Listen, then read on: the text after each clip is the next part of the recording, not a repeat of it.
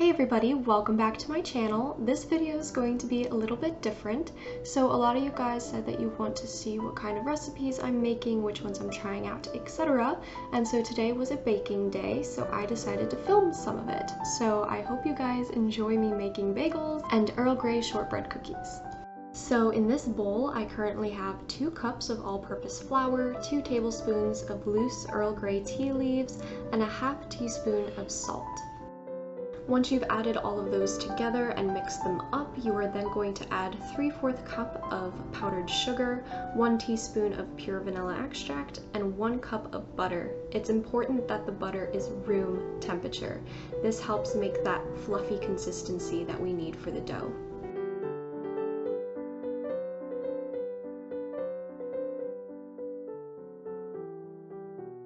After a few minutes, your dough should look like this, and it's going to be super soft. I absolutely love the feel of this dough. I could play with it all day.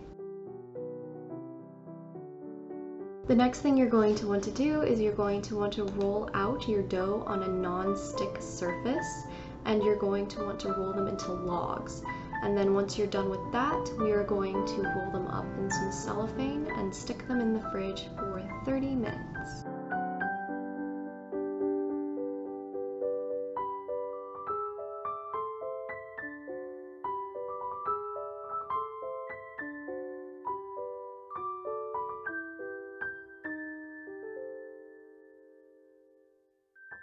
Okay, so while our shortbread cookies cool down and harden, we are going to start on some bagels. So the first thing we're going to do is we're going to add 2 3/4 teaspoon of instant or active dry yeast, and then we're going to add 1.5 cups of warm water.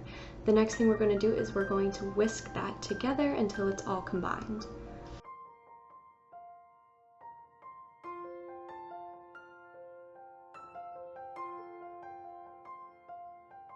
So the next thing you're going to want to do is cover the mixture with cellophane and let it sit for about 5 minutes.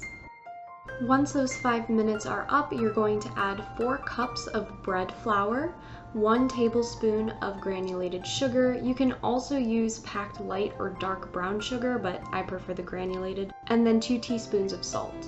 Now once the dough is roughly mixed together, you don't want to keep it in the mixer because it'll become too tough for the mixer to be able to mix it.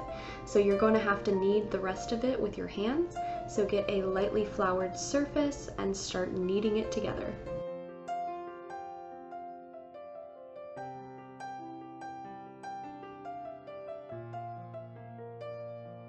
Once you finish kneading it, it should look something like this, just a little ball of dough. So it's time to oil up a bowl and put the bread in the bowl to rise.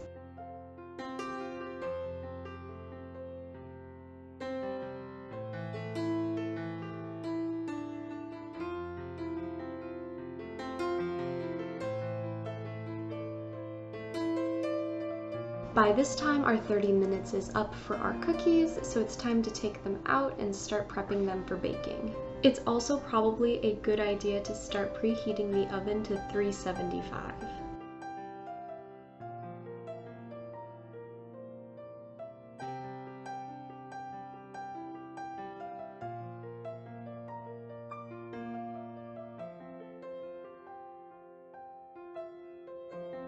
As you guys can see, the dough has hardened quite a bit, and so we're going to take it out of the cellophane and start cutting it to put on baking sheets.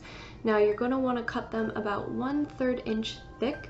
I'm not too particular, so I just eyeball it, but if you want to do it particularly neat, it is 1/3 inch you're going to want to cut them at. Now because they're shortbread cookies, they aren't really going to expand all that much, but you should probably put them about 2 inches apart.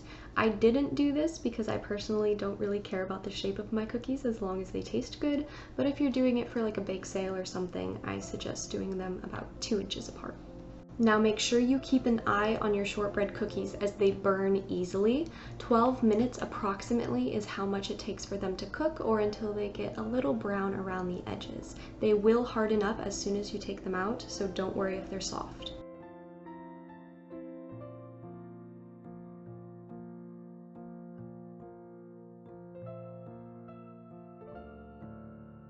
Once they've hardened up a little bit, you can take them off the baking sheet and start setting them out to cool.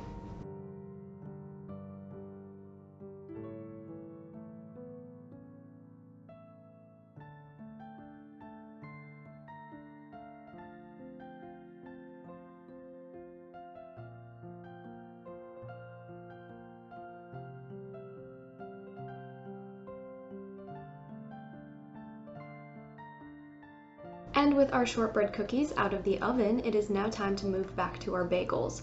After about 60 minutes, our dough has doubled in size and is ready for shaping. So when it comes to shaping the bagels, you can divide the dough up into 8 equal-ish parts. I personally just like to tear pieces off and eyeball it as I go. Again, I'm not very particular with sizing of certain things. If I think it needs more, I give it more, less I take away, but it's totally however you want to do it. Once all the dough has been shaped, it's time to cover them and let them rest, and we can begin on the bath water.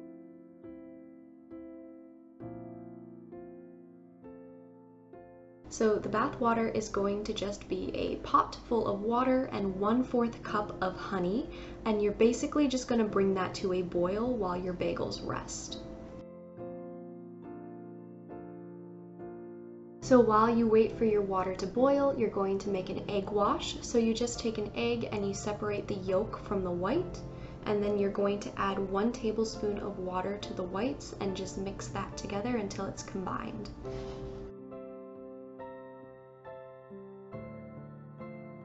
Once your bath water starts to boil, it's time to add in the bagels. So you can really only add 2 at a time because you want room for them to float around. So I added 2 at a time, and you just put them in there for a minute and let them cook on each side and then take them out. It's important that it's only a minute, so make sure you set a timer.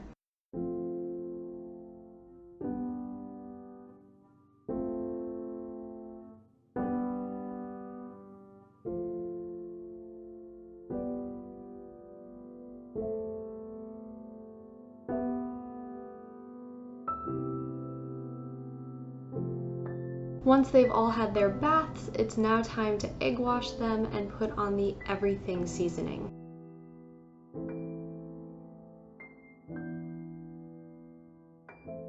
I will say this was my first time making everything bagels, and if you are making everything bagels, do not overdo it on the seasoning. Sometimes it's just way too overpowering, and I ended up scraping a lot of it off in the end, but these are still delicious. I'm just letting you know. It's very strong seasoning. So you're going to put the bagels in at 425 for 10 minutes, and then once those 10 minutes are up, you are going to go back in and turn them around so that they cook evenly. Once they're done, they'll be a beautiful golden color and they smell absolutely amazing.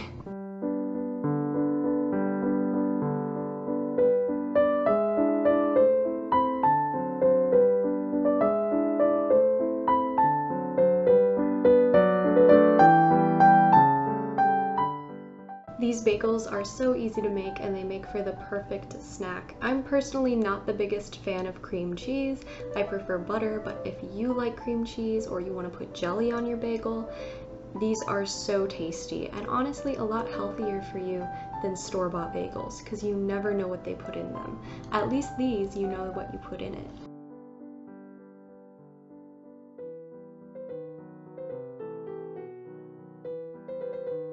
And as for the shortbread cookies, these are a perfect pairing with Earl Grey tea or coffee.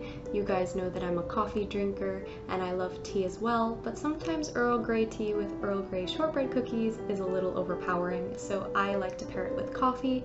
And you can make these for tea parties or you can just have them as little snacks. Totally up to you, but they are delicious. And with all of that being said, I hope you guys enjoyed this video and I will see you guys in the next one. Bye!